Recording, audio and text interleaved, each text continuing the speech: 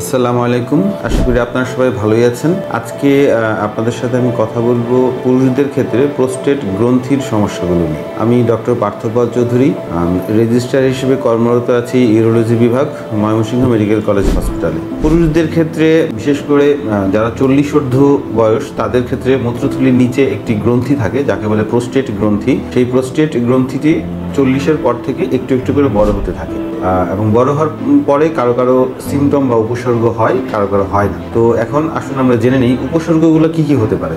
উপসর্গগুলোকে আমরা একত্রে বলে থাকি LUTS বা লোয়ার ইউরিনারি ট্র্যাক্ট সিমটমস। আপনাদের হতে পারে ফ্রিকোয়েন্সি, মানে ঘন ঘন প্রস্রাবে যাওয়া; আর্জেন্সি, মানে প্রস্রাব ধরলে প্রস্রাবটা সাথে সাথে আপনাকে বাথরুমে যেতে হয়, আপনি বেশিক্ষণ ধরে রাখতে পারছেন না; আর্জ ইনকন্টিনেন্স, প্রস্রাব করতে যাওয়ার সময় আপনার কিছুটা প্রস্রাব ঝরে পড়ে গেল; নকচুরিয়া, রাতের বেলায় ঘন ঘন প্রস্রাব হলো এবং রাতের বেলায় প্রস্রাবটা করে আপনার বিছানা ভিজে গেল, সেটাকে আমরা বলি নকটার্নাল ইনকন্টিনেন্স। আরও কিছু কিছু সমস্যা হয়, যেমন ইনকমপ্লিট সেন্স অফ ইভাকুয়েশন, বা আপনি প্রস্রাব করছেন কিন্তু যতটুকু চাপ আছে ততটুকু প্রস্রাব হচ্ছে না, ঠিক মতো প্রস্রাবটা কমপ্লিট হচ্ছে না; হেজিটেন্সি, প্রস্রাবটা শুরু করতে দেরি হচ্ছে; ইন্টারমিটেন্সি, প্রস্রাবটা করার সময় একবার ভালো মতো হচ্ছে, একবার আটকে যাচ্ছে, আবার ভালো মতো হচ্ছে; উইক স্ট্রিম, আপনার প্রস্রাবের গতিটা অনেক ধীর গতিতে হচ্ছে; ট্রেনিং, এবং এই ধীর গতির জন্য আপনাকে অনেক চাপ দিয়ে প্রস্রাব করতে হচ্ছে; এবং সর্বশেষ পোস্ট ভয়েড ড্রিবলিং, বা প্রস্রাবের শেষে ফুটায় ফুটায় প্রস্রাব করছে।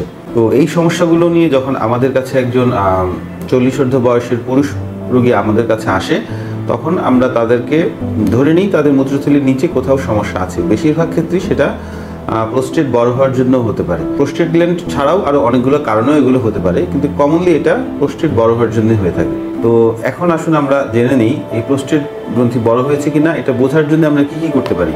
আমরা এক্সামিনেশন করে তার পায়ুপথে বা পায়খানা রাস্তায় একটা এক্সামিনেশন করে দেখতে পারি তার প্রোস্টেট গ্ল্যান্ডটা বড় হয়েছে কিনা, আর কিছু পরীক্ষা নিরীক্ষা করে আমরা এটা বুঝতে পারি। তার মধ্যে আল্ট্রাসোনোগ্রাম আছে, এবং সবচেয়ে ইম্পর্টেন্ট যেটা, আল্ট্রাসোনোগ্রামের মধ্যে আমরা PVR বা পোস্ট ভয়েড রেসিডুয়াল ইউরিন, প্রস্রাব করার পরে তার কতটুকু প্রস্রাব জমা থাকছে সেটা বের করার চেষ্টা করি। তার রক্তে একটা হরমোন সিরাম PSA, যেই হরমোনটা প্রোস্টেট গ্রন্থি থেকে আসে, সেই হরমোনটার লেভেল দেখি। তার কিডনির ফাংশন কেমন আছে সেটা দেখার জন্য আমরা ক্রিয়েটিনিন টেস্ট করি, এবং তার প্রস্রাবের গতিটা কেমন সেটা দেখার জন্য আমরা ইউরোফ্লোমেট্রি টেস্ট করি। সাথে সাথে এই সমস্ত রোগীর যেহেতু ঘন ঘন প্রস্রাব থাকে, আমরা তার ডায়াবেটিসটা লেভেলটা দেখার চেষ্টা করি। এই সমস্ত উপসর্গ দেখে আমরা বুঝি যে তাদের প্রোস্টেট গ্রন্থি বড় হয়েছে কিনা। এখন আসুন আমরা জানি এই গ্রন্থি বড় হয়ে যাওয়ার বা এই উপসর্গগুলোর চিকিৎসা কি। সব রোগীর আসলে অপারেশন প্রয়োজন হয় না। প্রাথমিকভাবে আমরা সাধারণত দেখি যদি কারো PVR খুব বেশি না হয়ে থাকে, কিডনির ফাংশন ভালো থাকে, তাহলে আমরা কিছু মেডিসিন দিয়ে কিছুদিন ফলো আপ করে তারপরে টেস্ট করে আবার দেখি যে তার সমস্যাগুলো কমেছে কিনা।